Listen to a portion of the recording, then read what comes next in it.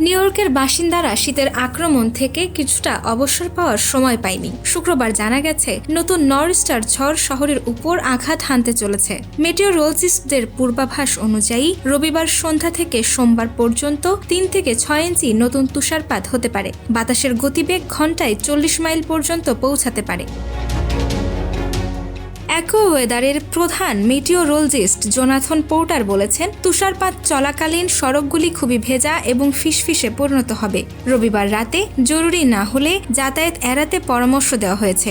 রবিবার সকাল 11টার দিকে প্রথম ফ্লারিস পড়তে শুরু করবে, তবে তুষার জমে থাকবে না যতক্ষণ না রাতের তাপমাত্রা শূন্যের নিচে নামে। পোর্টারের মতে, পূর্ব লং আইল্যান্ড ও শহরের আশেপাশের অঞ্চল সবচেয়ে বেশি ক্ষতিগ্রস্ত হবে, যেখানে 6 ইঞ্চি থেকে 1 ফুট পর্যন্ত তুষারপাত এবং শক্তিশালী বাতাসের সঙ্গে ব্লিজার্ড কন্ডিশন হতে পারে।